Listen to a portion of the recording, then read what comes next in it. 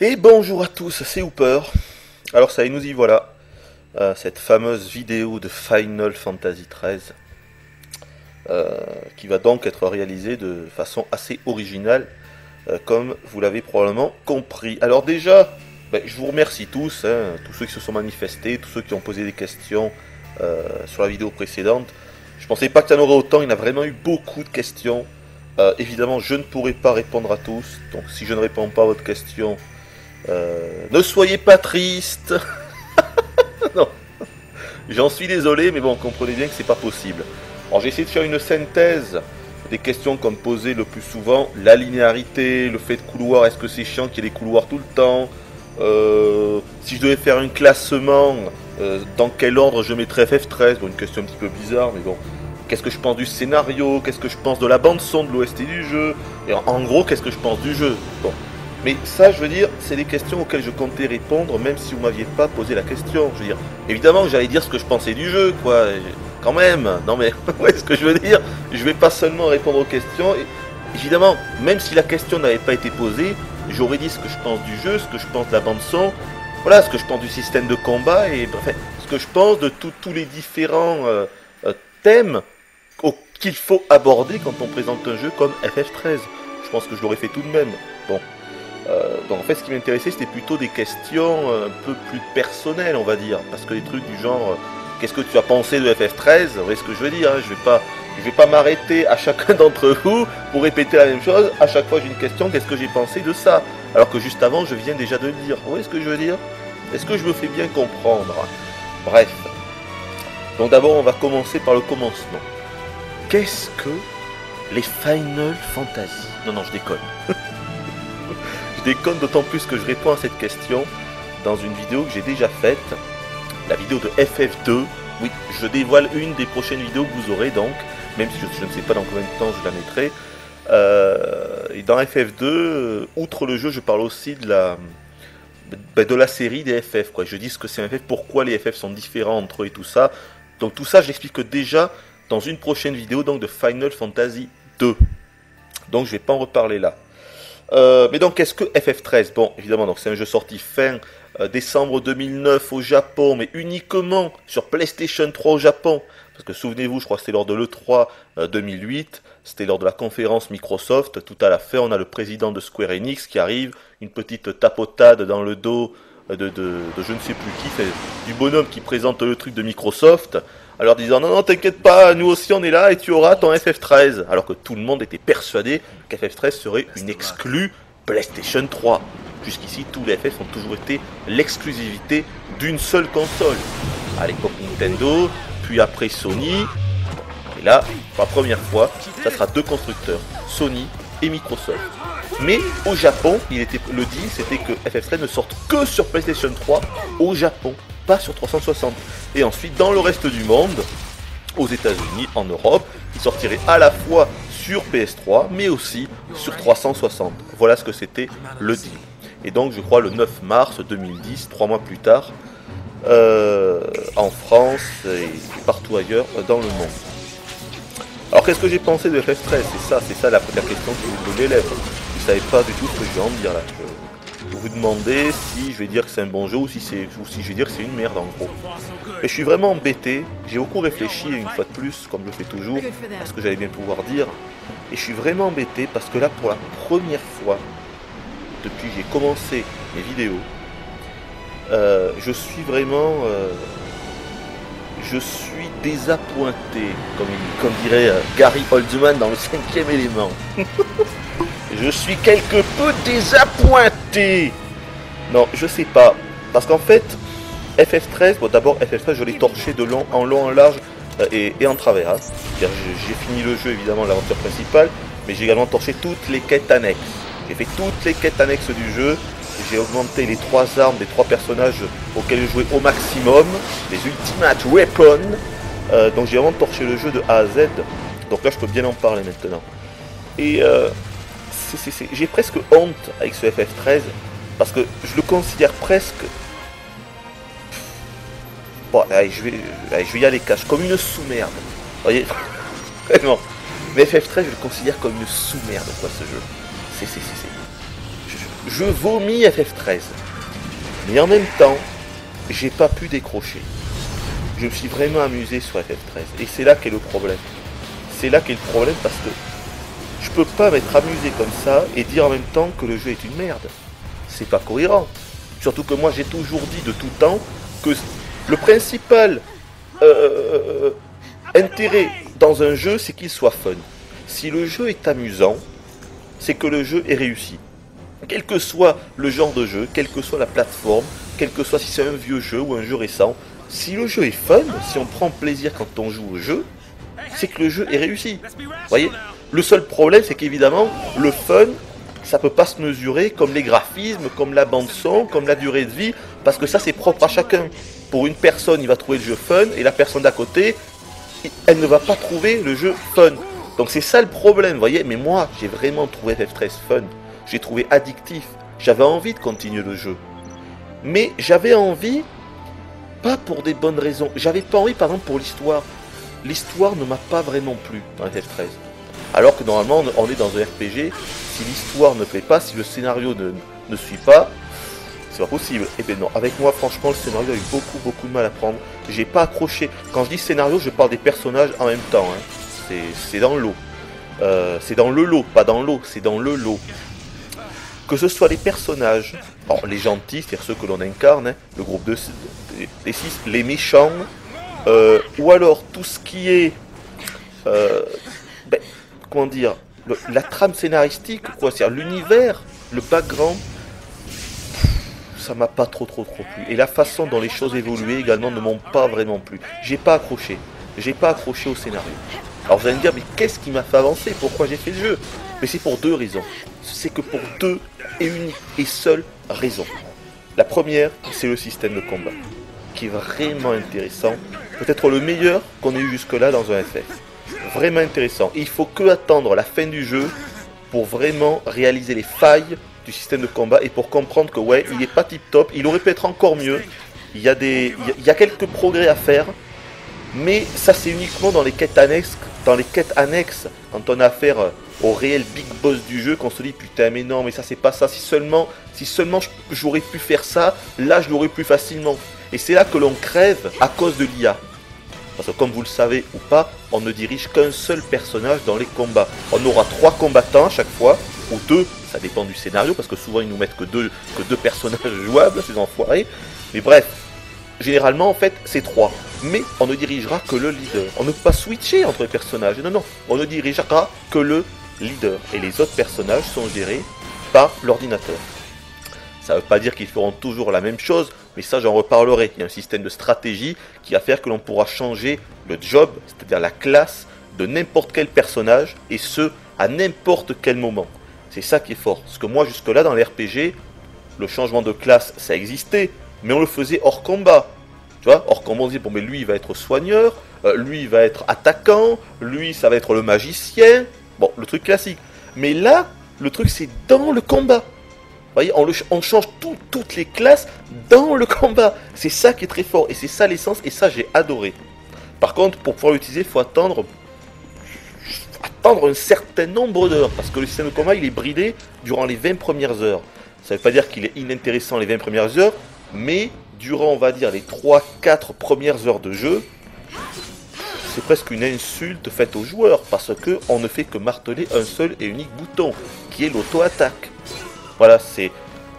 Honnêtement, hein, les 4 premières heures de jeu, moi j'en revenais pas. Je me suis dit, mais comment on peut faire ça? C'est incroyable. Et ouais, c'est incroyable. On ne fait qu'avancer. Voilà, c'est... On avance, comme vous le savez, le jeu est super dirigiste, donc dans des couloirs. Tous les 30 mètres, on a un combat, mais dans ces combats, on ne fait rien, à part marteler le bouton X pour faire l'auto-attaque, et ça fonctionne, et on tue tous les ennemis comme ça. Et ça dure toutes les premières heures de jeu, quoi.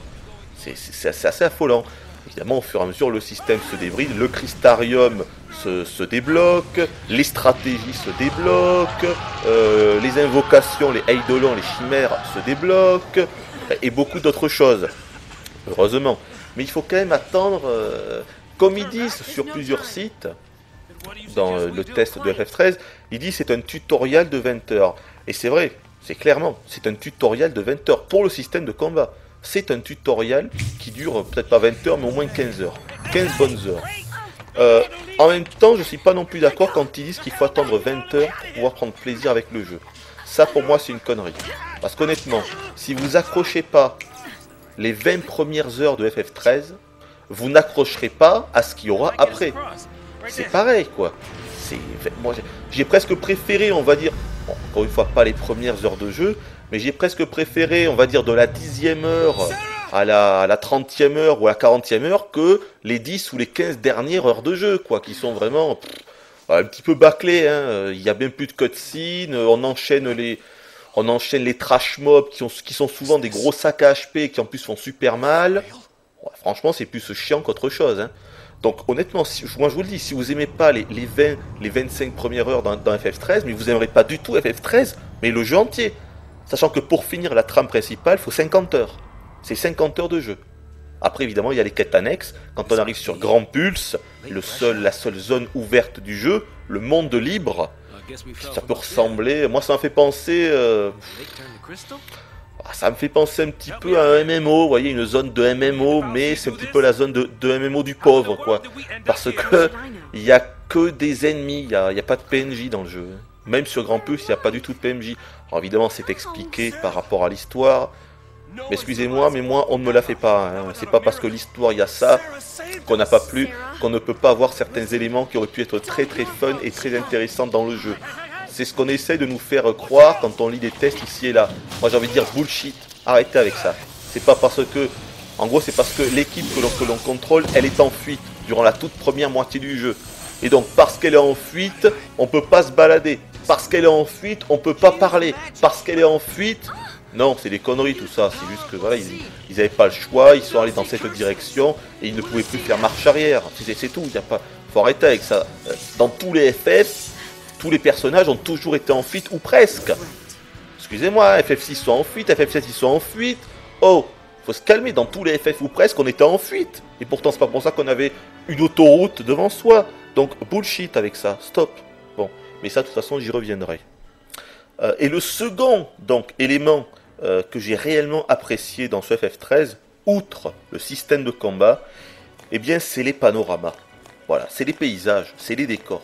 C'est ces espèces d'étendues immenses qu'on ne peut malheureusement pas visiter, puisque le jeu, comme je viens de vous le dire, c'est un couloir, c'est super linéaire, et il y a des murs invisibles. Mais alors, partout, hein, partout. Parfois, on se dit, oh putain, nickel, là, il y a un petit chemin, il y a un petit embranchement, tiens, je vais y aller. Boum, mur invisible, mais attention, c'est THE mur invisible, hein, c'est The Invisible Wall, quoi. The Invisible Wall, c'est l'attaque du mur invisible. Mais un truc, quoi, jamais tu pourrais croire qu'il y a un mur invisible, là. Putain, t'avances, boum, à peine tu fais 2 mètres, On te remet direct, si tu veux, sur la réalité. Non, non, non, calme-toi, calme-toi, là. Tu regardes, tu contemples, mais juste avec les yeux. On ne touche pas, hein. Non, non, non, non, non, on ne touche pas. Tu regardes juste avec les yeux. Ça suffit. Donc, en fait, certes, le jeu est très beau. Le jeu est très beau, évidemment. Mais c'est une beauté visuelle. C'est pas une beauté technique. Je sais pas comment vous expliquer ça.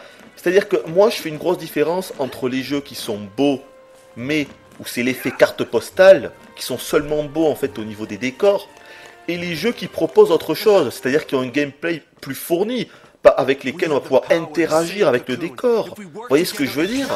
Pour moi, ça c'est complètement différent. On peut pas comparer. Vous voyez ce que je veux dire? C'est un petit peu comme, comment dire, c'est comme si vous avez un jeu en 2D, et donc forcément le jeu en 2D il est magnifique, il est photoréaliste et tout. C'est comme, par exemple, comment vous expliquer? Je vais essayer de prendre un exemple. À l'époque, c'est comme si on prenait tous les point and click, ok, qui étaient donc des jeux extrêmement jolis, parce que c'était toujours de la 2D, ou de la... Attendez, on dit 2D précalculé ou 3D précalculé? De la 2D, bon, je ne sais plus, enfin bref, c'était de la 2D, c'était des images, et bien sûr c'était magnifique.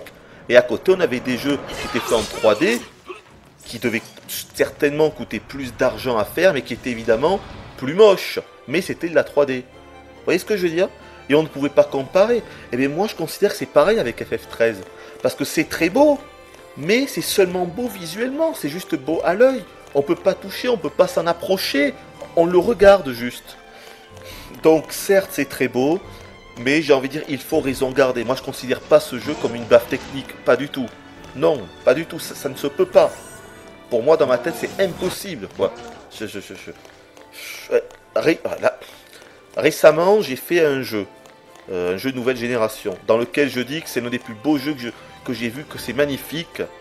Bon, je peux pas vous dire le titre, parce que c'est un jeu qui fera l'objet d'une vidéo indice, comme d'habitude. Donc déjà que tout à l'heure je vous ai dévoilé FF2, je vais pas vous en dévoiler un autre. Donc c'est un jeu que j'ai fait il y a, je sais pas, il y a quelques mois déjà, hein, la vidéo. Et donc je disais que le jeu était magnifique. FF13 est plus beau que ce jeu-là, auquel je parle et auquel vous ne pouvez pas, et pour lequel vous ne savez pas encore ce que c'est. Je commence à m'embrouiller là. Mais, vous voyez, même avec ce jeu-là, je vous donne un indice, ça commence par un G. Voilà, ça commence par un G. Même avec ce jeu-là, eh bien, je considère... Ah mais non, non, parce que si je dis ça commence par un G, vous allez forcément penser à un jeu alors que c'est pas celui-là. Bon mais tant pis, ça commence par un G, mais c'est pas le jeu auquel vous pensez là. C'est n'importe quoi cette vidéo. Trop fort. Ah, trop fort. Enfin bref, qu'est-ce que je disais?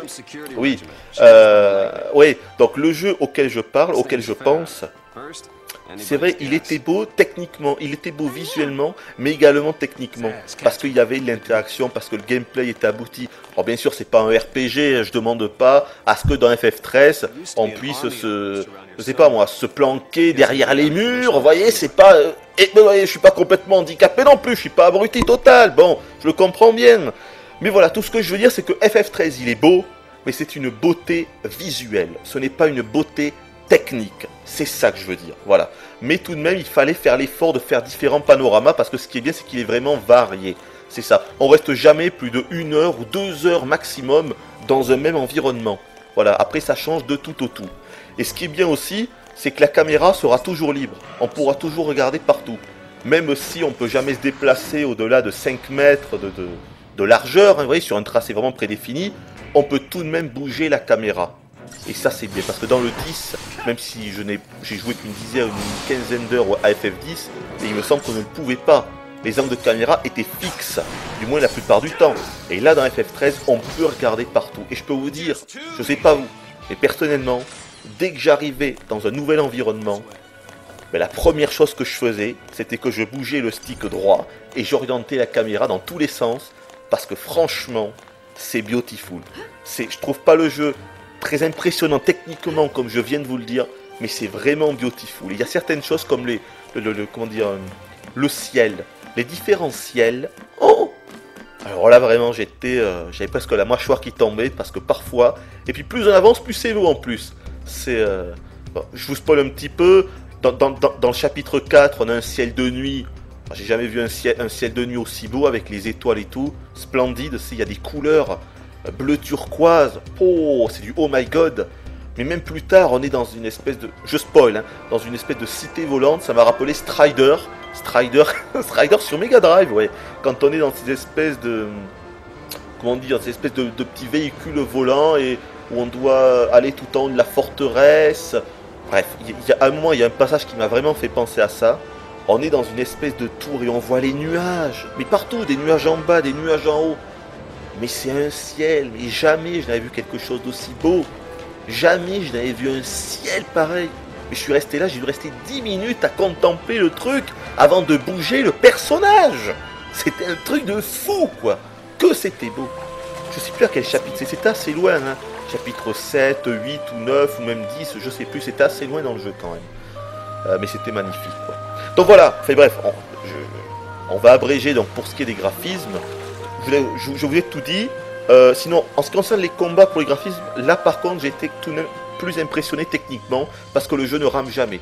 Attention, je parle de la version PlayStation 3, je n'ai pas pu jouer à la version 360, tout ce que je dis vaut pour la version PlayStation 3. Hein. Ça ne rame jamais, que ce soit même hors combat ou dans les combats, il n'y a pas un pet de rame, pas un seul freeze, pas un seul ramage, le jeu tourne comme une horloge, et ça par contre, respect, parce que franchement les combats, ça bouge tout le temps, il y a des effets spéciaux dans tous les sens, des couleurs partout, l'animation est très bien décomposée, et pourtant, impossible de prendre le jeu en défaut. C'est impossible, on ne le peut pas.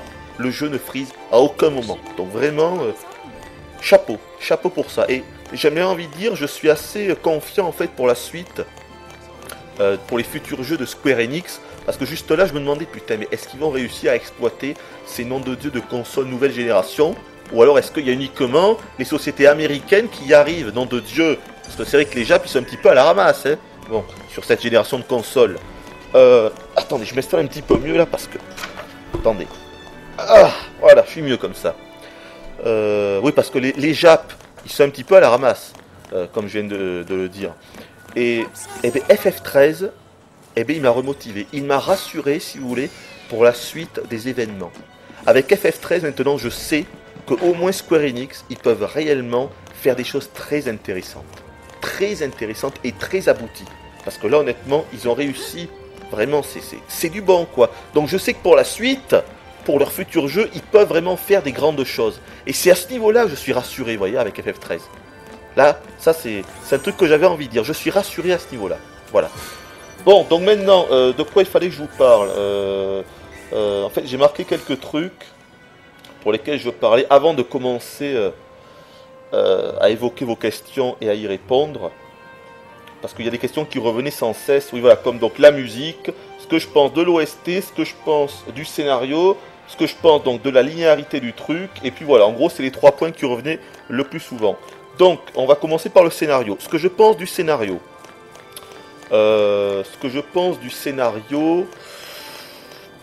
Mais comme je vous l'ai dit tout à l'heure, j'ai pas énormément accroché, que ce soit au personnage ou à la trame scénaristique du jeu. Ça veut pas dire que c'est mal fait, ça veut pas dire que c'est bâclé. Je comprends tout à fait qu'on puisse aimer. Mais c'est vrai que ça m'a gonflé assez vite avec les falsi, les LC, les siettes. Ça m'a gonflé assez vite, je dois dire. Ça m'a gavé assez vite. Mais il y a vraiment un effort qui a été fait tout de même sur le scénario. Parce que clairement, ça n'a pas du tout été bâclé. C'est pas du tout ça que je suis en train de dire. C'est juste que pour moi, ça n'a pas fonctionné. J'ai pas ressenti beaucoup d'émotion dans le jeu, vous voyez. J'ai pas ressenti d'empathie pour les personnages. Je me suis pas senti impliqué. Le problème, c'est que le scénario est tellement... je considère presque FF13 comme un cinématique RPG. Comme un film interactif. Une fois de plus. C'est vrai que je vous la sors souvent, le coup du film interactif. Mais franchement, quoi. Jouer à FF13... Mais... Quand parfois, vous vous rendez compte que vous faites 30 pas dans un truc super linéaire, hein, donc vous n'avez pas le choix. Vous faites 30 pas, un combat. Vous refaites 30 pas, un combat, une cutscene. C'est reparti, 30 pas, un combat, une cutscene. 30 pas, un combat, puis un boss. Puis super méga cutscene cinématique en image de synthèse de la mort qui tue tout pour clôturer le chapitre. Nouvel environnement, 50 pas, un combat, 50 pas, un combat, cutscene. 50 pas, un combat, 50 pas, un combat, cutscene. Ça, c'est 75% du jeu. On est une fois de plus, on est à la limite du film interactif. Parce qu'on ne peut, évidemment, on ne peut à aucun moment choisir les dialogues. Hein. Tout est totalement scripté à ce niveau-là. Tous les dialogues sont déjà faits, toutes les cutscenes sont déjà faites, tout est préprogrammé, si vous voulez. C'est comme si... Comment vous expliquer ça? C'est comme si le jeu est censé être une aventure que l'on vit. Et moi, dans ce genre de jeu, j'ai plus l'impression qu'on nous raconte l'aventure. Vous voyez? C'est comme si on nous lit l'aventure. On nous expose l'aventure. Mais nous, on n'est pas impliqués dans l'aventure, finalement. À part, bien sûr, pendant les combats. Les combats, c'est la seule chose pendant lesquelles on peut interagir. C'est juste les combats. Tout le reste, ils auraient pu mettre ça en film, en réalité. C'est là qu'il y a un souci pour moi dans ce genre de jeu comme FF13. Moi, j'ai pas l'impression que les anciens FF, ou globalement les anciens RPG, c'était comme ça. C'est ce manque d'exploration qui m'a gêné, dans une certaine mesure. C'est vrai qu'il n'y a pas de ville, il n'y a pas de PNJ. Parfois, il y a des PNJ, mais enfin, voilà, on peut pas vraiment leur parler, donc il n'y a pas... C'est vraiment un jeu à part. En tout cas, ça c'est sûr. Qu'on aime ou qu'on n'aime pas, FF13 c'est un jeu à part. Ça vraiment. Je saurais pas. On m'a aussi posé souvent la question, est-ce que c'est un bon FF? Est-ce que c'est un bon RPG? Honnêtement, j'ai presque pas envie de le considérer comme un RPG ce jeu-là. Et comme un FF, là par contre, ça dépend. C'est pas ce que moi je considère un FF. Parce que pour moi un FF, c'est une grande aventure avec de l'exploration. Je pourrais même faire une comparaison avec FF12, même si je l'ai pas fini. Mais j'ai quand même bien joué FF12, hein. J'ai joué une bonne trentaine d'heures. Mais c'est un jeu qui m'a gavé, dont je ne trouvais pas l'intérêt de continuer de jouer à FF12, donc je me suis arrêté. Vous voyez, c'est marrant parce que c'est là que je me dis que vraiment j'ai un gros problème pour expliquer mon ressenti avec FF13. Parce que voilà, on va tenter de faire une comparaison rapide, parce que je vois que ça fait plus de 20 minutes, à une comparaison avec FF12. Donc FF12, c'est un jeu qui nous propose beaucoup d'exploration. C'est un jeu qui n'est pas linéaire, parce qu'on peut vraiment, il y a beaucoup de choses, il y a des vraies villes, quoi, une vraie interaction, mais du coup, le scénario est étiré, il est étiré sur la longueur, et il ne devient pas intéressant parce qu'il n'est pas du tout rythmé, il n'est pas dynamique. Tout le contraire de FF13, où il se passe quelque chose toutes les 5 minutes, on n'a pas le temps de s'emmerder dans FF13. Et également, les personnages de FF12 sont totalement transparents. On se demande ce qu'ils foutent là, quoi. Ils sont pas du tout impliqués dans le scénario, en réalité. Enfin, moi, en tout cas, c'est l'impression que j'ai eue, quoi. Peut-être que plus tard, vers la fin, ils le sont. Mais moi, ce que j'ai joué, ça m'a gavé à cause de ça. Je comprenais pas pourquoi je jouais à ce jeu, finalement. Une espèce de MMO, mais un MMO en solo dans lequel il se passe rien. Excusez-moi, moi, je préfère retourner sur EverQuest, ou World of Warcraft, ou compagnie, quoi. Non, mais vous voyez ce que je veux dire? Bon. Et donc, maintenant, avec le recul, je considère qu'ils ont complètement foiré FF12. Et je mets envie de dire que je préfère FF13 à FF12. J'ai plus envie de refaire les 30 premières heures de FF13 que de refaire les 30 premières heures de FF12. Et pourtant, tout à l'heure, je vous ai dit que je considérais FF13 comme une sous-merde. Donc il y a vraiment quelque chose qui va pas dans ma tête. Vous voyez, il y a vraiment un truc qui va pas. Mais ce qui est sûr, c'est que FF12 et FF13 sont l'antithèse de l'un de l'autre. Ils sont la différence incarnée. Les bons points de FF12 ne sont pas dans FF13, et les bons points de FF13 ne sont pas dans FF12. Ce qu'il faudrait, c'est faire une espèce de mélange, une fusion des points forts du 12 et du 13. Moi, je pense que c'est ça que j'aurais vraiment aimé. Voilà, bon, c'est pas le cas, c'est pas grave. Mais vous voyez, avec le recul, c'est vrai que j'ai eu beaucoup plus de plaisir à jouer à FF13. Et pourtant, si je devais choisir dans un ordre de respect, vraiment je prendrais FF12. Donc c'est vraiment, j'ai vraiment un sentiment étrange, quoi. C'est fou, quoi. Je considère FF13 comme vraiment quelque chose dont je n'ai aucun respect, FF13. Je n'ai aucun respect pour FF13. FF12, j'ai un immense respect pour FF12. Mais ce qui est bizarre, c'est que je préfère jouer à FF13. Mais j'ai honte de ça. J'ai honte de ce que je suis en train de dire, mais c'est la vérité. J'aime jouer à FF13 et je considère que comme le truc étant mauvais. Comment? Est-ce que quelqu'un peut m'expliquer? Il me faut un thérapeute, il me faut un psychologue. Non mais sérieux, il y a quelque chose qui va pas. Il y a vraiment quelque chose qui ne tourne pas rond chez le Hooper avec ce FF13. Vraiment quoi.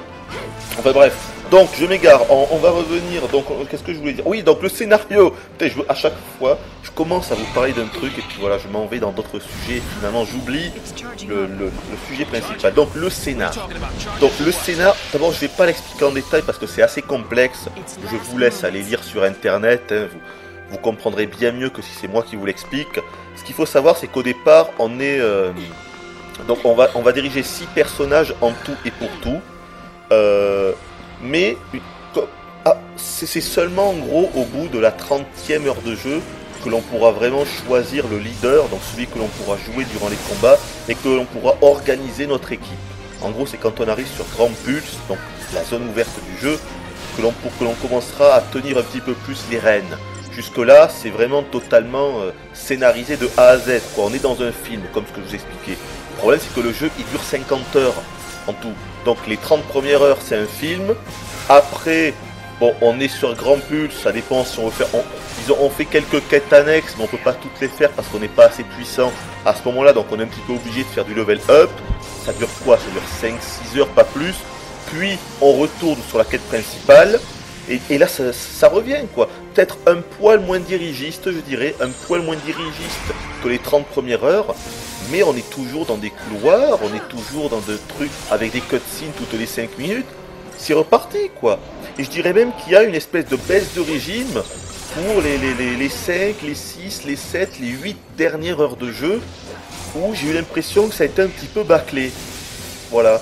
C'est-à-dire, on n'a plus de cutscenes, c'est... Non, un petit peu bâclé. Moi, c'est mon impression.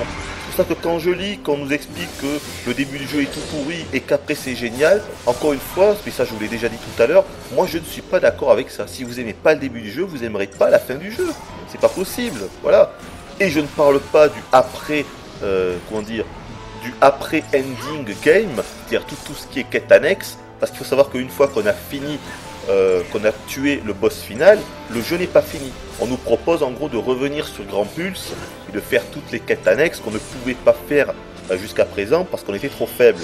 D'ailleurs, le dernier palier du Crystarium se débloque seulement quand on tue le boss final. C'est là où on peut débloquer les gemmes, 250 points de vie en plus.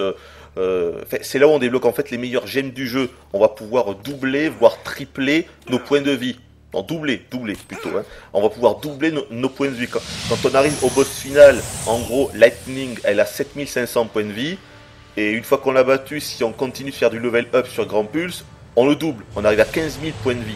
Et c'est nécessaire si on veut tuer les grosses bestioles comme les Adamankelon, les Pleurodires, Cryptodires, Vercingétorix.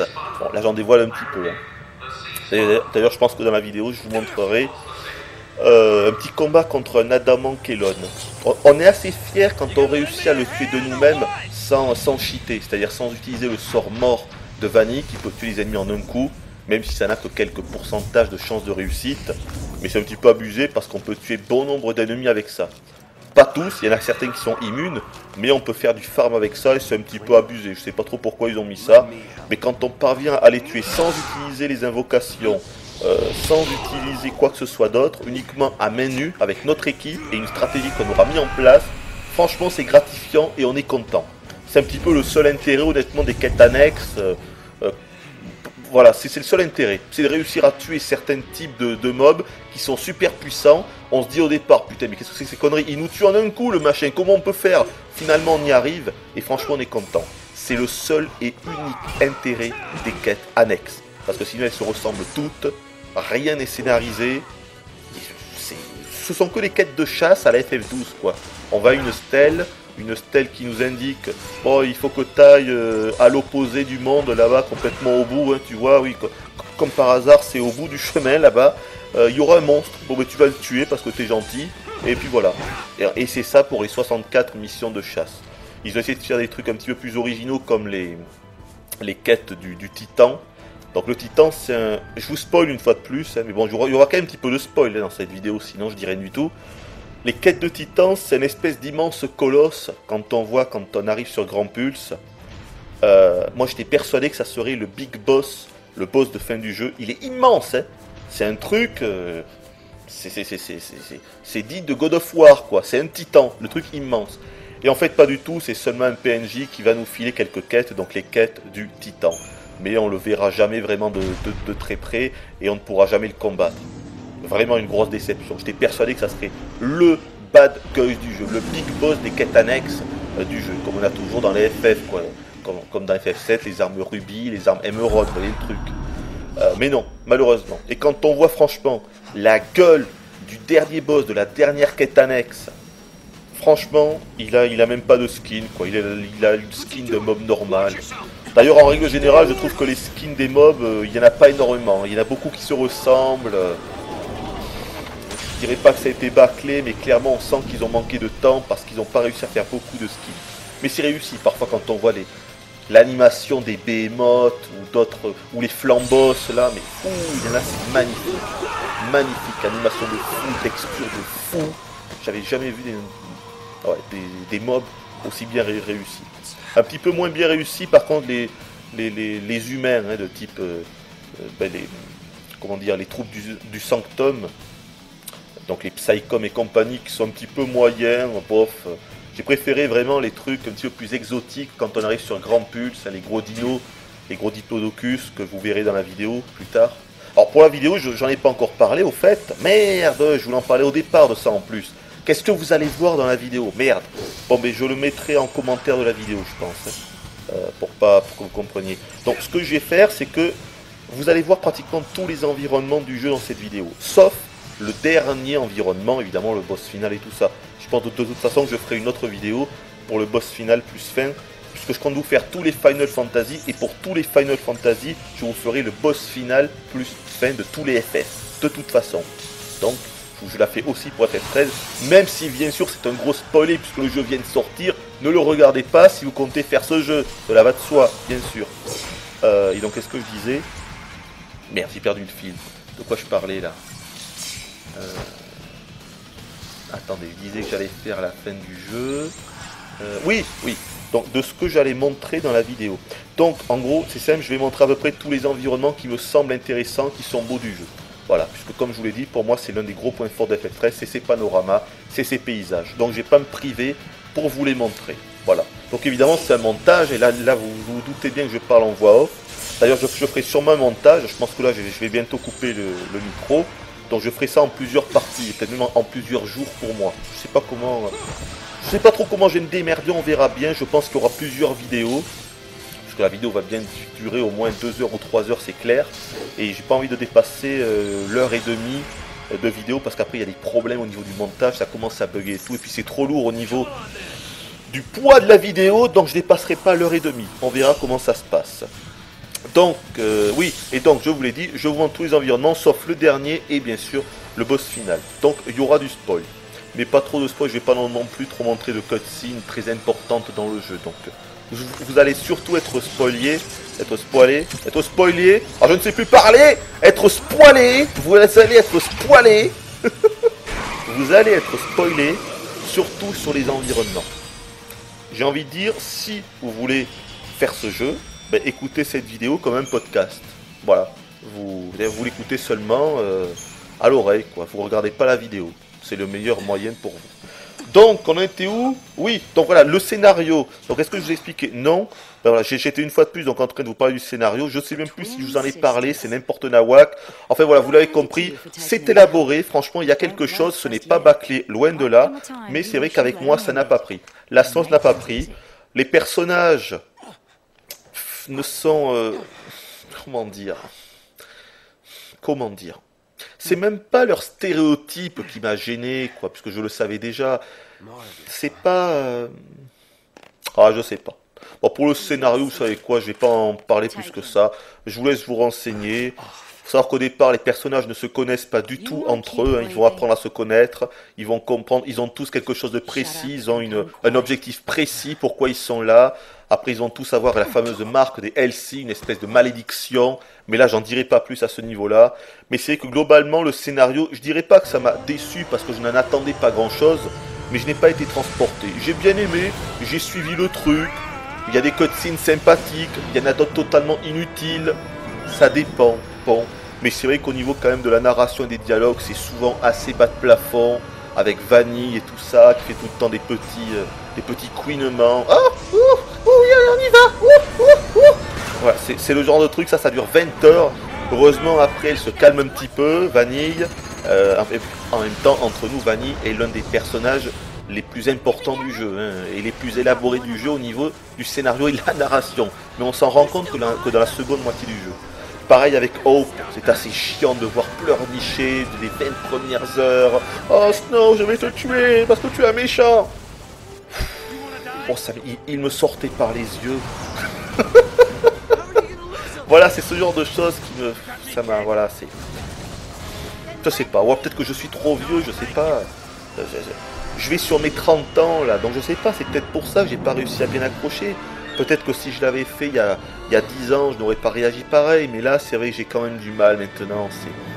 Moi j'ai du mal, même le Saz, c'est difficile, tous les persos c'est difficile. Lightning on en entend très peu parler en fait, c'est un personnage qui a été très peu mis en avant. Je pensais que c'était elle qui était vraiment l'héroïne principale parce que c'était elle que l'on voyait dans tous les trailers depuis des années, que Square Enix mettait en avant, mais en fait je me rends compte que pas du tout. Il y a 6 personnages, mais Lightning c'est pas du tout le personnage que l'on voit le plus dans le jeu ou qui a le rôle le plus important. Ah, pas du tout. Hein. C'est les 6 personnages, ils se complètent bien, hein. Ils ont tous leur rôle, ils ont tous leur objectif, bon, faut faire avec. Puis aussi quelque chose qui m'a frappé, c'est qu'au niveau de la narration, ils parlent beaucoup entre eux. La plupart des cutscenes, ça va en fait servir à comprendre ça va structurer la personnalité de ces personnages. Vous voyez, souvent on a par exemple des cutscenes où on a beaucoup de flashbacks, par exemple. Des flashbacks, c'est-à-dire des choses qui se sont passées juste avant les événements du jeu. C'est comme si, imaginez dans FF7, bon tout le monde a joué à FF7, quand on arrive dans le train, dans Midgar, eh bien, faut imaginer qu'on ait des flashbacks, parce qu'il me semble pas qu'on a des flashbacks dans FF7, même qu'après quand on est dans l'espèce de bidonville, avec Barrett, Tifa et tout ça, il me semble... Ah, attendez, ah si, tu vois, j'ai dit des conneries. Si, à un moment... Ah, je me souviens même plus, quand Cloud et Tifa parlent là, sur le fond dans la nuit là... Je me souviens plus si c'est un flashback ou si c'est en direct ça. Enfin bref, faut imaginer donc si dans FF7 on commence pareil, mais tout le long du jeu, on a des flashbacks qui nous montrent ce qui s'est passé avant. Voyez, ce qui s'est passé quand Cloud était dans, je me souviens même plus le nom, dans l'armée là, je me souviens plus le nom. Ça fait tellement longtemps que j'ai pas joué à FF7. Enfin, vous m'avez compris. Donc bref, il y a beaucoup de flashbacks qui introduisent les personnages. J'ai trouvé que c'était une bonne idée. Même si je trouve, disons que la mise en scène est pas forcément ce qui se fait de mieux. Voilà, parfois c'est des flashbacks qui apportent pas grand chose, même à la compréhension même, au background, à la psychologie des personnages. Et puis parfois je trouve que la mise en scène est quand même foireuse. Mais là je vous parle des flashbacks, mais je pourrais également vous parler des cutscenes. Et encore pire, c'est-à-dire pour les véritables cinématiques en images de synthèse, magnifiques. Hein. Attention, au point de vue réalisation, c'est peut-être ce qui se fait de mieux actuellement dans un jeu vidéo. C'est magnifique. Mais c'est pas parce que c'est magnifique que c'est forcément génial. Et là je vais donner un avis sur... peut-être la cinématique la plus impressionnante du jeu. Même si je vais pas la dévoiler totalement, je vais juste la mentionner. C'est celle du chapitre 12. C'est le début du chapitre 12. C'est sûrement la plus impressionnante du jeu. Mais vous voyez, je l'ai vue une fois, et bien, je n'ai même pas envie de la revoir. Parce que la mise en scène est foireuse. C'est comme pour beaucoup de films, depuis on va dire une dizaine d'années, il y a des films qui sont très bien réalisés et tout, mais quand la mise en scène est ratée, eh ben ça donne pas envie le film de le revoir. C'est pareil dans FF13. La mise en scène est trop souvent foirée, quoi. Donc c'est magnifique, il n'y a rien à dire, mais voilà, la mise en scène c'est pas tip top. Je suis désolé. C'est un petit peu pareil pour la fin du jeu. La fin du jeu, ok, c'est magnifique, mais franchement, ça donne pas plus envie de la revoir que ça. C'est assez étrange. Hein. Alors par exemple, la fin d'un FF7, franchement, je l'ai vu plein de fois à l'époque, je l'avais même enregistré sur une VHS, tellement je trouvais que c'était monumental, quoi. C'était c'était une baffe technique, la fin de FF7, non seulement elle était longue, mais en plus c'était magnifique, quoi. De l'image de synthèse comme on n'en avait jamais vu à cette époque-là. En 97, je le rappelle, 97 FF7. La fin était magnifique. Là, la fin d'FF13, ouais, bon, elle est sympa, bien réalisée, mais bon, franchement, sans plus, quoi. Je suis désolé, hein, sans plus. Voilà, manque de mise en scène au niveau des cutscenes, des cinématiques. Pour moi, ça gâche un petit peu tout. Mais bon, encore une fois, c'est un avis personnel. De toute façon, tout ce que je vous dis là, tout est personnel dans mes vidéos. Dans celle-ci également, tout ce que je vous dis là, c'est seulement mon avis. Peut-être que vous allez adorer le jeu totalement, même les personnages et l'histoire. Moi, les personnages, je les ai trouvés moyennes. L'histoire, pareil. C'est pas pourri, c'est pas très bon. C'est vraiment moyen pour moi. Voilà, pour moi, ça peut être intéressant, mais c'est moyen. Voilà. Et puis le coup des dossiers, parce que si on va dans le menu, il te résume en fait tout ce qui s'est passé. C'est même beaucoup plus qu'un résumé, puisqu'il t'explique beaucoup de choses qui n'ont pas été expliquées dans les cutscenes. C'est-à-dire que si tu veux tout comprendre, si vous voulez tout comprendre de l'histoire, ben, on est obligé d'aller dans l'onglet dossier du menu et de tout se retaper, donc toute l'histoire écrite, hein, chapitre par chapitre. Il n'y a que comme ça qu'on peut vraiment comprendre toutes les subtilités du scénario. Et moi j'appelle ça, excusez-moi, mais j'appelle ça la facilité. C'est la facilité. Parce que dans les cutscenes, en fait, on n'apprend pas grand-chose. Souvent, c'est la moitié des cutscenes, ça sert pas à grand-chose. Et après, comme par hasard, on va dans le menu et là, tout est bien expliqué, tout est bien mis. Alors voilà, c'était le falsi de machin chose, avec le LC de bidule chouette, le sanctum de machin. Ouais, si tu veux, sauf que dans la cutscene, ça, on l'avait à moitié compris, quoi. Donc obligé d'aller dans le menu pour bien comprendre le truc. Est-ce qu'il n'y aurait pas un petit souci quelque part, là? Enfin bref, voilà, donc je me suis égaré avec ça de plus. Donc pour le scénario, vous avez compris. Ensuite, donc on m'a beaucoup demandé... Oui, donc est-ce que ça me gênait que le jeu soit linéaire? Est-ce que ça me gênait qu'il n'y ait pas de PNJ, qu'il n'y ait pas de village? Pas plus que ça, voilà. Oui, ça m'a gêné bien sûr, mais j'étais au courant, puisque j'ai fait la démo il y a 1 an, je savais comment ça allait se passer. En décembre, le jeu version Jap était sorti, donc je savais à quoi m'attendre. FF13 n'était pas un jeu que j'attendais, ce n'était plus en fait un jeu que j'attendais. Et c'est pour ça que finalement, je peux presque dire que j'étais agréablement surpris. Moi, je pensais vraiment que j'allais jouer une poignée d'heures et que j'allais laisser tomber. Et voilà, ça serait fini. Et finalement, le jeu, j'ai joué 90 heures. 90 heures. 50 heures pour la quête principale et 40 heures de farm et de quête annexe pour venir à bout des big boss les plus puissants du jeu. Mais j'ai pas joué 90 heures en me faisant chier. Même si franchement pour les quêtes annexes, j'ai failli arrêter. Honnêtement, j'ai continué parce que c'est pour la vidéo là. Je voulais vraiment faire le jeu à 100%. Sinon, je n'aurais pas fini les quêtes annexes. C'est trop chiant, ça sert vraiment à rien. Voilà. Par contre, l'aventure principale, je l'aurais fini. Vidéo ou pas vidéo, je l'aurais fait. FF13, ça aurait été un jeu que j'aurais moins fait les 50 heures de l'aventure principale. Donc c'est vrai que c'est assez étonnant. De quoi je parlais? Oui, voilà, oui. Donc non, j'ai envie de répondre non, ça ne m'a pas plus gêné que ça, le fait que le jeu soit linéaire, couloiresque. Non. Heureusement, parce que... Heureusement, j'ai envie de dire que les panoramas sont toujours magnifiques et que le jeu se renouvelle à ce niveau-là. C'est toujours une contemplation visuelle perpétuelle. C'est ça. FF13, c'est un jeu que l'on contemple. On ne le touche pas, mais on le dévore des yeux. Voilà, et grâce évidemment, comme je vous l'ai dit, de toute façon, le système de combat, génial. Ce n'est que ces 2 points-là qui m'ont vraiment fait accrocher au jeu. Système de combat et les paysages du jeu. Voilà. Tout le reste, c'est vraiment passé au second plan pour moi. Et je dis vraiment tout le reste, second plan. Voilà.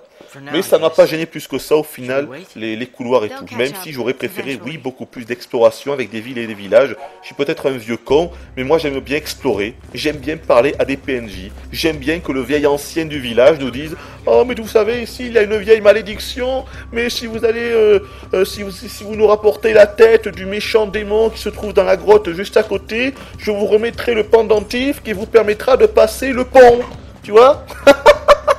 Le cliché total. Mais moi j'aime bien ça. Voilà. Moi j'aime bien aller dans une ville, papoter avec les gens. C'est quelque chose que j'aime bien. Explorer la ville. Oui. Mais oui. J'aime bien. Qu'est-ce que je vous dise? J'aime bien. Ça n'existe pas du tout dans FF13. C'est pas dramatique. Mais ça m'a un poil gêné, oui. Et puis, quand on arrive à certains endroits comme le Nautilus, là on se dit qu'il y a quelque chose qui cloche, mais vraiment, le Nautilus c'est l'un des endroits les plus ratés du jeu. Je pense que ça avait été créé à l'origine pour être une espèce de Gold Saucer 2.0. Moi ça me paraît évident. Et ils ont dû soit ne plus avoir de temps, ou le budget qui leur était alloué était déjà dépassé depuis longtemps, donc ils ne pouvaient pas le créer, les développeurs. Il a dû se passer quelque chose, parce que c'est pas possible, si vous voulez, qu'on ait un endroit qui est un parc d'attractions, c'est énorme quoi. On est dans un parc d'attractions, on nous explique qu'il y a plein de trucs à faire, mais on ne peut rien faire. Et c'est toujours aussi linéaire, et on ne peut parler à personne, et il n'y a toujours aucune boutique ni aucun marchand. C'est à se taper la tête contre les murs ce passage. Le Nautilus quoi. C'est incroyable quoi. Alors, imaginez quand même les gars de chez Square, ils se sont dit, les mecs on a une super idée, on va faire une ville, ça s'appellera le Nautilus. Ça ressemblera au Gold Saucer de FF7, donc on verra plein de trucs, des attractions partout, on leur expliquera que c'est génial et tout. Mais il n'y aura aucune interaction, ils ne pourront rien faire avec quoi que ce soit, ça va être génial. Allez hop on fait ça. Non, c'est inconcevable. Il est évident qu'à l'origine, et là je vous parle du Nautilus parce que c'est flagrant, mais il y a beaucoup d'autres choses dans le jeu qui me font penser ce que je vais vous dire maintenant. Je suis sûr que le jeu a été bridé, le jeu en fait n'a pas été fini. Ça, maintenant, j'ai fini le jeu à 100%, mais j'en suis doublement persuadé. Pourquoi? Évidemment, je n'ai pas la réponse, mais j'imagine que c'est par manque de temps, par manque d'argent, et surtout à cause du portage sur la Xbox 360. Je pense que c'est ça le gros souci.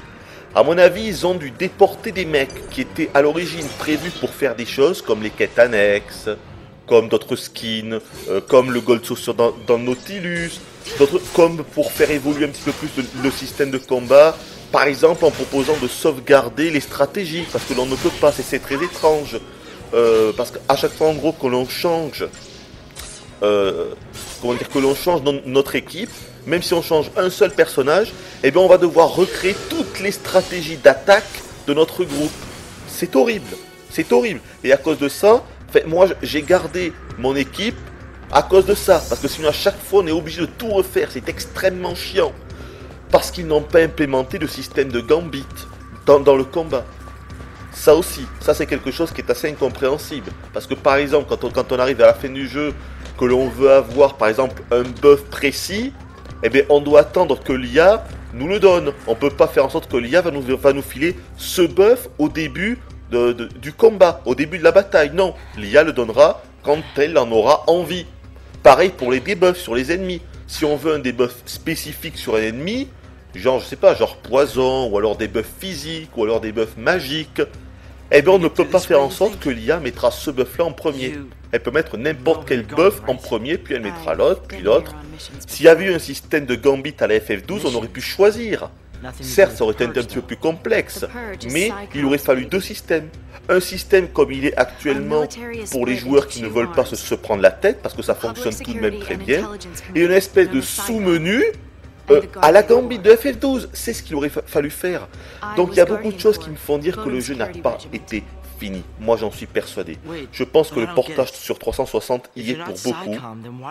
Ils ont dû dire à des bonhommes qui étaient prévus à l'origine pour finir le jeu, de s'occuper du portage 360, qui a pris combien de temps, qui a bien dû prendre une bonne année, quoi. Parce qu'évidemment, l'architecture de la 360 est totalement différente de la PS3. Et à l'origine, le jeu avait seulement été prévu sur PS3. Donc il a fallu tout revoir tout de même. C'est-à-dire le boulot a dû être colossal. C'est le mot. Donc je pense que c'est ça qui s'est passé. Le jeu avait déjà eu du retard. Il avait été présenté, je crois que c'était en 2006, sa première présentation. Il ne pouvait pas encore le retarder. Il avait déjà été retardé de plusieurs années. C'était inconcevable de continuer à retarder FF13. Donc il fallait sortir sur PS3 et sur 360 coûte que coûte. Du coup, le jeu n'a pas été fini. Moi, c'est ça. Ça, c'est l'un de mes gros regrets avec ce FF13, parce que c'est quelque chose que j'ai ressenti assez vite, et ça s'est vérifié plus on avance dans le jeu, et quand on fait les quêtes annexes, c'est flagrant. Le jeu n'a pas été fini. Pourquoi? Je ne suis pas sûr, je pense savoir la réponse comme je viens de vous dire. Manque de temps, manque d'argent, portage 360. Résultat, le jeu n'est pas fini. Alors que jusqu'à présent, tous les FF étaient des jeux qui étaient finis à 100%. Tous les FF, du premier au 12e. Mais là, il s'est passé ce qui s'est passé, le portage 360. Ils n'avaient pas dû prévoir ça au départ. Ça a amputé le jeu. C'est clair et net. Ça a amputé le jeu. Le Nautilus, c'est le truc flagrant. Dès qu'on arrive au Nautilus, dès qu'on voit ce qu'on fait dans Nautilus, c'est pas possible. Tu te dis, ce n'est pas possible. Il y a quelque chose qui ne tombe pas rond là. C'est pas possible. Ils avaient dû prévoir des choses. Et ça n'y est pas. Donc clairement, ça c'est une de mes grosses déceptions du jeu. Parce que je vois que le jeu n'est pas fini.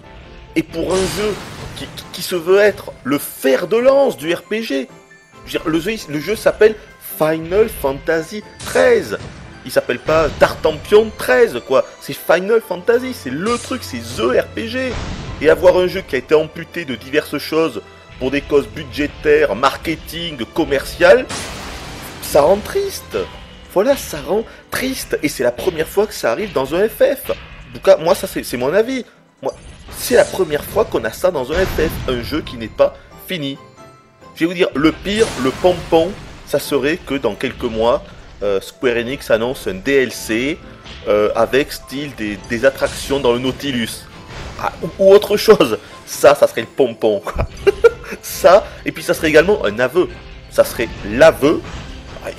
Il écrirait noir sur blanc, effectivement, on n'a pas eu le temps, ça coûtait trop d'argent, il y avait le portage 360, désolé, notre jeu n'était pas fini. Évidemment, ils ne le diront pas comme ça, ils diront bénéficier des magnifiques nouveautés de Final Fantasy XIII dans ce nouveau DLC à 10 €. Voilà ce qu'ils vont dire, mais la vérité, c'est ce que je vous ai dit juste avant. Et ça rend triste, tout simplement, voilà.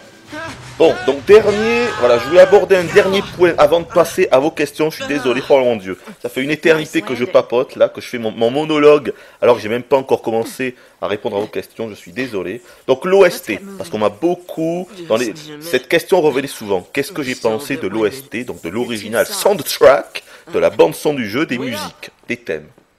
Alors je vais vous dire. D'abord, je trouve que le jeu, il a un peu perdu. Ce qui faisait comment dire, le cœur des Final Fantasy. C'est-à-dire, il a perdu ce qui faisait l'essence du Final. D'abord, dans la forme. Pourquoi je dis ça? Parce que déjà, on n'a pas le prélude. Il n'y a pas le prélude des Final Fantasy. C'est le fameux... Vous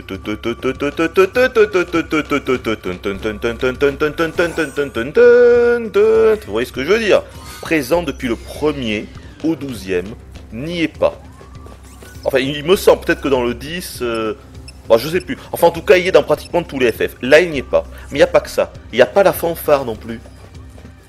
Tout simplement incompréhensible. La fameuse fanfare, également présente depuis le premier, quand on réussit, quand on vient à bout d'un combat. Alors, si vous vous rappelez pas, si vous ne vous souvenez pas de la fanfare, voilà ce que ça fait. Ça va vous revenir de suite.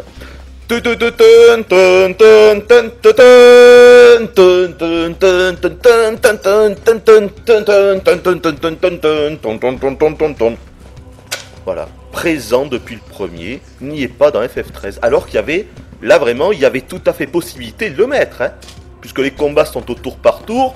Je veux dire, les combats ne sont pas en temps réel comme dans FF12. Il y avait grosse possibilité de mettre la fanfare, quoi. En plus, après, on a un petit tableau récapitulatif du combat, combien on a eu d'étoiles, combien on gagne d'expérience en gros, donc il y avait tout à fait possibilité de la mettre. Ils l'ont changé pour une musique de merde, hein, une mélodie de merde, incompréhensible. Vous voyez, il y a des choses comme ça que j'ai du mal à m'expliquer. Bon, maintenant parlons de l'OST. En gros, je vais vous dire, le seul thème qui revient et que l'on connaît, c'est le thème des chocobos. Il y en a même deux. Il y a un thème chanté quand on est dans le Nautilus, qu'on arrive dans une espèce d'écurie à chocobo.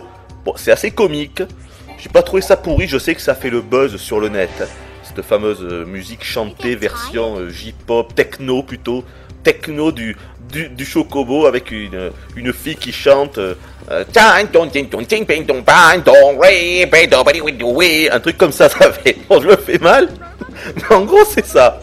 Et c'est vrai que quand j'ai entendu ça, je me suis dit mais qu'est-ce que c'est ce truc? Parce que je m'y attendais pas. Et oh là là, truc de fou. Bon, c'est pas dramatique parce qu'en fait ce n'est pas le véritable thème des chocobos. Le vrai thème des chocobos de FF13, on l'entend plus tard quand on est sur Grand Pulse et qu'on a enfin l'opportunité de pouvoir les chevaucher. Parce que oui, on peut les chevaucher. D'ailleurs là je pense que dans le montage, je vous les montrerai. Peut-être même au moment où je vous parle là. Je vous ferai un montage aux petits oignons, je vous montrerai le chocobo. Malheureusement, on peut uniquement les chevaucher sur Grand Pulse. Et uniquement dans la zone ouverte, même pas dans les petites artères adjacentes sur le côté où il y en a des petites falaises et tout. Non, non, non, uniquement sur la zone ouverte. Pour tout vous dire, on peut même finir le jeu, donc faire les 50 heures de l'aventure principale, sans voir un seul chocobo. Sauf ceux qui sont dans le Nautilus avec l'écurie. Mais après, si on veut, on ne peut pas du tout s'en servir et pourtant on peut finir le jeu. Ce qui veut dire que là aussi, ils ont vraiment mis les chocobos au second plan. Parce que dans les anciens FF, il y en a bien la moitié, tu es obligé de les utiliser et les autres, ça te sert vraiment beaucoup. Dans le 13ème, bon, ça sert pour les quêtes annexes parce que c'est quand même plus rapide, parce qu'on ne se fait pas harceler par les monstres. Et puis il y a un petit truc sympa, ils ont fait un système de trésors. C'est-à-dire que sur la plaine, parfois on a un petit point d'exclamation qui s'affiche au-dessus de la tête du chocobo. Et en gros, ensuite bien sûr on se déplace avec le chocobo, et plus ce point d'exclamation va clignoter, plus ça voudra dire qu'on se rapproche d'un trésor. Et quand on est pile poil dessus, quand on est pile poil sur un trésor, on nous demande d'appuyer sur X, le chocobo creuse, et on obtient un petit trésor. Voilà. Un trésor, en gros, c'est un truc qui nous permettra de récolter des jeans. C'est généralement un trésor à vendre. Voilà, parce que les jeans ne poussent pas sur les arbres. Dans FF13, quand on tue des monstres, on ne récolte aucun jean. Il faudra vendre des objets qu'on aura acquis pour ça. C'est pour ça qu'au début du jeu, les premières dizaines, vingtaines d'heures de jeu, on a très très peu d'argent et c'est très difficile de réussir à upgrader nos armes, nos accessoires, etc., etc. Mais ça, je pense que j'y reviendrai de toute façon. Voilà, bref, tout ça pour revenir au fameux thème des chocobos. Et donc, quand on est dans cette plaine à dos de chocobos, on n'a pas le fameux thème techno-dance chanté du chocobo qu'on avait dans le Nautilus, mais on en a un autre, un petit truc, je trouve que ça fait un petit peu de la cacophonie, quoi. Parce qu'il y a de tout, du tambour, des cymbales, c'est un peu de la samba. Mais honnêtement, je l'ai écouté 5 minutes, après je l'ai toujours arrêté. Je mettais le son sur off, parce que c'est pas possible, quoi, t'sais. Oh là là, mon Dieu, c'est fou, t'as mal à la tête, quoi. Tu l'écoutes 5 minutes, mais t'as mal à la tête. Ce truc, c'est une cacophonie, mais alors... Ouh, mon Dieu, ma pauvre tête. Moi, j'aurais préféré une musique plutôt douce, plutôt simple. Là, vraiment, mon Dieu, c'est le bordel, cette musique de chocobo. Ça a jamais le thème des chocobos n'a été aussi bordélique que le thème de FF13. Voilà. Mais ça, je vous le ferai écouter. Donc, pour revenir sur l'OST, il y a du bon et puis il y a du pas bon. Voilà, j'ai beaucoup réfléchi sur ce que je pouvais vous dire sur l'OST parce que j'ai pas été vraiment sur le cul. Voilà, bon, ça restera pas une OST qui va rester dans ma mémoire. D'ailleurs, quand j'ai fini le jeu, j'avais beaucoup de mal à me remémorer une seule mélodie. Beaucoup de mal. Donc ça veut bien dire ce que ça veut dire. Généralement, quand j'adore une OST, je finis le jeu, les mélodies restent dans le crâne. Elles restent dans la tête. Vous voyez, la mélodie, on réussit à la fredonner. FF13, même là, je dois vous avouer que j'aurais beaucoup de mal à me fredonner une seule mélodie. Ça veut pas dire que c'est raté, mais ça veut dire que c'est agréable à écouter sur le moment, mais sans plus. Il n'y a pas de terrasse thème à la FF6, monumental le truc. Il n'y a pas de Aeris thème à la FF7. Il n'y a pas de thème marquant. Il n'y a pas de thème profond. Par contre, c'est éclectique, parce qu'il y a de tout. Il y a de tout. De la techno, des musiques douces, du jazz, de la J-pop. Mais alors quand je dis de tout, c'est de tout. Je ne sais plus qui c'est, comment il s'appelle déjà le compositeur. Ah bah attendez, je vais aller voir sur le web, tiens. Ne bougez pas. Comment s'appelle le compositeur? Parce que ce n'est pas Monsieur Nobuo Uematsu. Hein. Par contre, il reviendra pour FF14. Donc ça, c'est vraiment une bonne nouvelle. Nobuo Uematsu sera de la partie pour FF14. Mais pour FF13, il s'agit de... Ah, où est-ce qu'il est son petit nom? Attendez. Attendez, j'y suis presque. Voilà. Là. Alors ça devrait être inscrit là. On va aller voir en bas les développeurs. Ouais. Design des personnages. Tetsuya Nomura. Peut-être qu'on y reviendra. Hein. Je sais que certains d'entre vous m'ont posé une question ce que je pensais du design, puisque dans la démo j'avais dit que Nomura, il fallait qu'il arrête avec ses trucs Jones, Tendance, Boys Band. Mais j'étais tout de même, je vais être moins méchant que dans la démo, j'ai quand même assez apprécié. À part Hope, qui est très basique et qui même son style vestimentaire est moche, les autres quand même c'est vraiment réussi, mais je pense que ça on aura l'occasion d'y revenir. Mais nom de Dieu, je trouve pas. Ah voilà, Masashi Amozu. Monsieur Masashi Amozu. Du bon boulot, clairement, il a pas fait ça en 3 heures avec un synthé de merde, vraiment pas. Du bon boulot, du beau boulot, un travail qui n'a pas été bâclé, mais ça manque de thème profond. Ça manque vraiment de thème profond. Bon, il est possible que je m'achète l'OST tout de même, parce que il y a certains thèmes comme le village Urba, c'est-à-dire le village de Vanille, vraiment une musique douce, une musique subtile, j'ai bien aimé. Il y a certains thèmes de boss. Bon, je ne vais pas nommer les boss, mais il y a certains thèmes de boss vraiment intéressants. Quelques autres thèmes par-ci par-là, mais après, bon... et puis il y en a aussi qui sont ratés, hein, je trouve.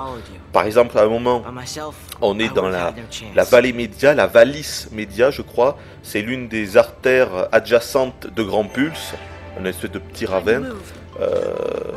Et là, vraiment, c'est une musique d'ascenseur. Mais alors, c'est THE musique of ascenseur. C'est la musique d'ascenseur par excellence. Voilà. Mais je pense que de toute façon, je vais vous la faire écouter là. Là, je vais m'arrêter de parler. Je vous retrouverai, je pense, dans une prochaine vidéo pour vraiment la répondre à vos questions. Mais là, je vais vous faire un petit medley des thèmes que j'ai aimés et des thèmes que je n'ai pas aimés. Pour que vous puissiez vous faire votre propre avis. Parce que il y a de tout. Mais globalement, non, l'OST ne va jamais rester dans ma tête comme un FF6, comme un Chrono Trigger, comme un Xenogears. Ça n'a rien à voir. Pour ma part. Et je dirais même comme un FF7 ou un FF9. Qui sont également des OST très bonnes. Même FF7 qui est pourtant pas forcément réputé pour son OST. Moi je peux vous garantir qu'FF7 il a une OST de oufo. Par contre le 8 je suis beaucoup plus mitigé. Voilà. Si je vous en parle là, ne croyez pas que je vous en parle comme ça un petit peu au hasard. Non, je possède tous ces OST. Et il était une époque où j'écoutais ces OST en boucle. Donc je sais réellement de quoi je parle là. Et c'est vrai que l'OST d'FF8, à part quelques pistes, franchement, il y a beaucoup de soupe. Il y a beaucoup de thèmes très moyens dans FF8. Mais ça, j'en reparlerai quand je ferai la vidéo d'FF8. Mais voilà, FF13, je dirais supérieur par exemple à FF8, ici, il fallait que je fasse une comparaison, mais c'est pas transcendant, il n'y a pas beaucoup d'émotions, voilà, ça manque d'émotions. Le thème de Terra, quoi, voilà. Quand on entend FF6, quand on commence FF6, rien qu'avec l'intro, le thème de Terra. Et si vous ne connaissez pas, allez sur YouTube, tapez thème de Terra, tapez Terra's thème, T-E-R-R-A, Terra thème. C'est simple, c'est simple et pourtant c'est magique, c'est profond, c'est...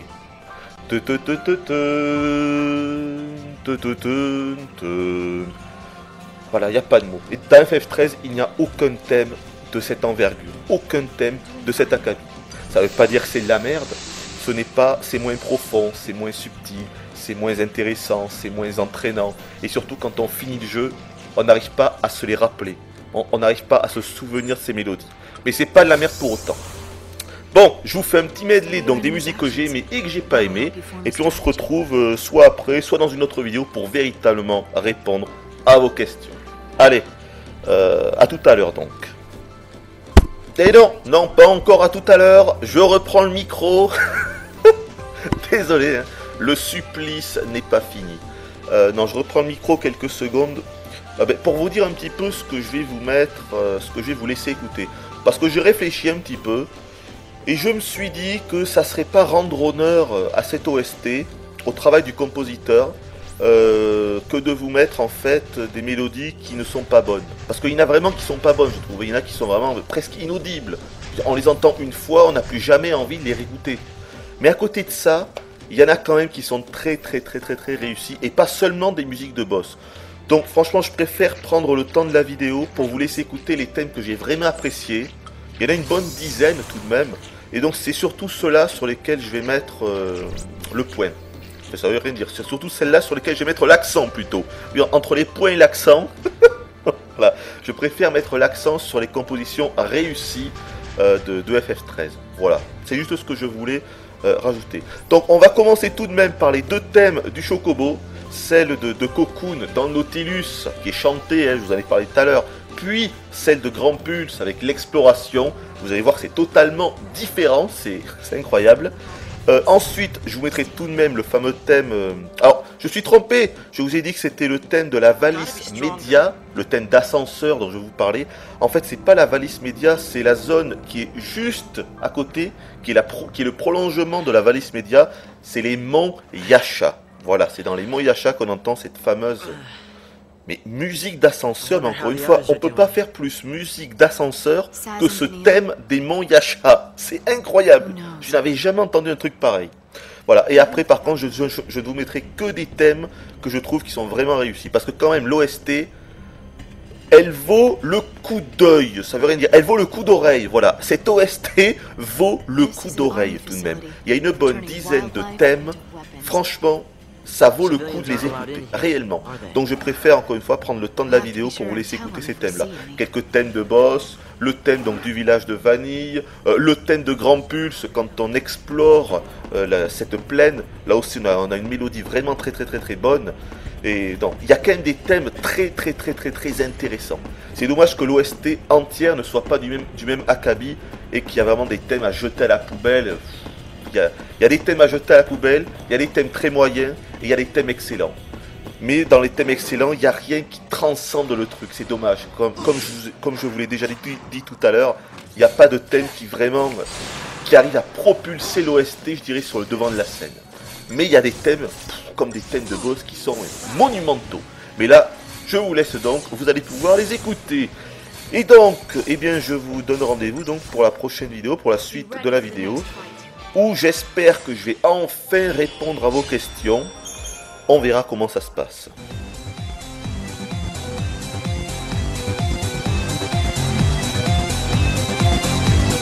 Toma